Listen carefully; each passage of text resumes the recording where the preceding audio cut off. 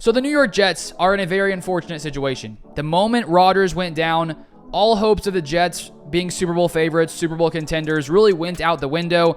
And I think everyone was just hoping, okay, can Zach Wilson be okay? Can he be average with this elite Jets defense to potentially give the Jets an opportunity to still be a competitive team, to potentially sneak into the playoffs?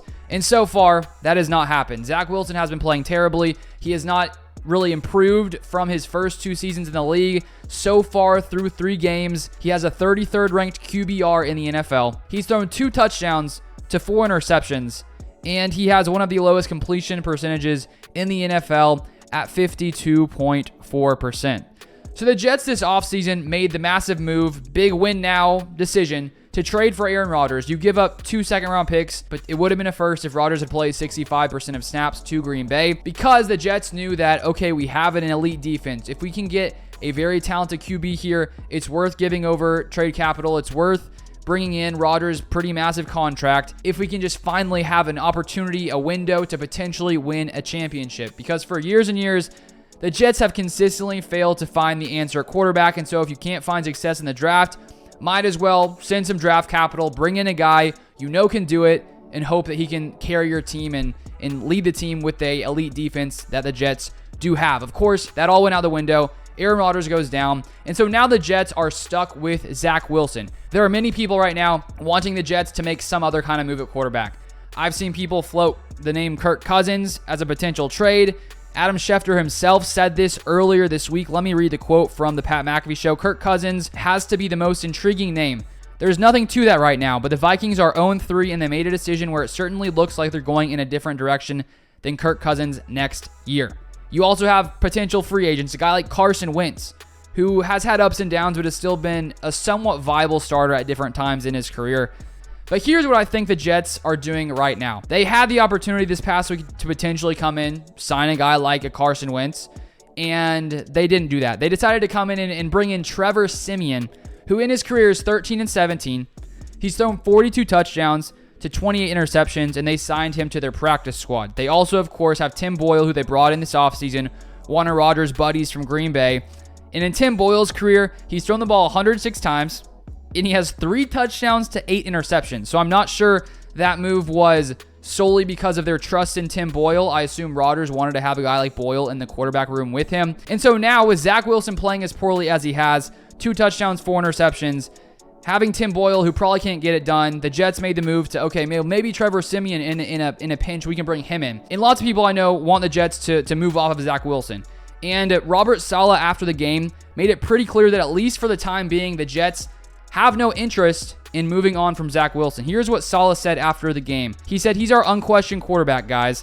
As long as he continues to show in his preparation, the way he's been practicing, and even in these games, guys, he's not the reason we lost. It's always a team effort.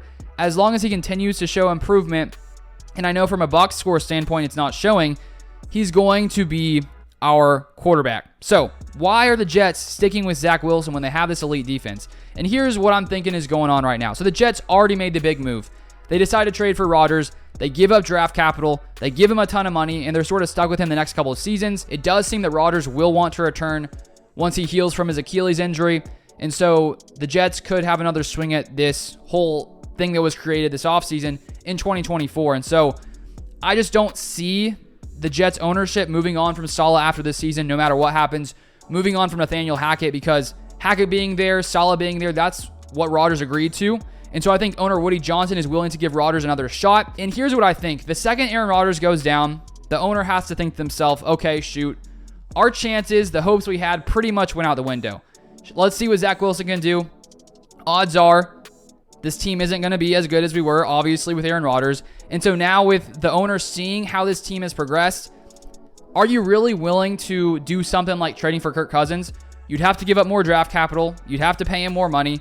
And considering you already did that huge move for Rodgers, doing it again in this season, I don't know if it's the wisest move, because let's say you trade for Kirk Cousins. He comes in, you'll lose week 1 in the playoffs. Then you're like, man, we lost some draft picks. It wasn't worth it. Then going into 2024, you're not really built up for the future. But here's where the Jets' opportunity is in all this mess. With Zach Wilson playing as he has, with the defense still playing pretty good, it hasn't been enough to win games. They're still 1-2.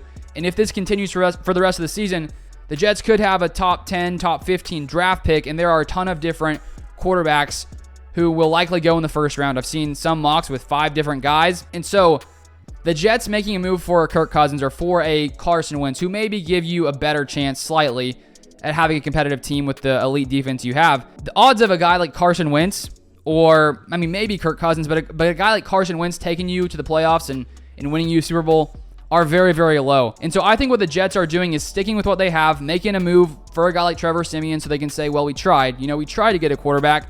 So if Zach Wilson continues to struggle, you can potentially go to Trevor Siemian. But in this scenario, the Jets could have a top draft pick, and they could make a draft pick for a quarterback who could be the answer for the future. Zach Wilson right now is not looking like the answer. Sure, you can give him more time, but it's been 3 seasons.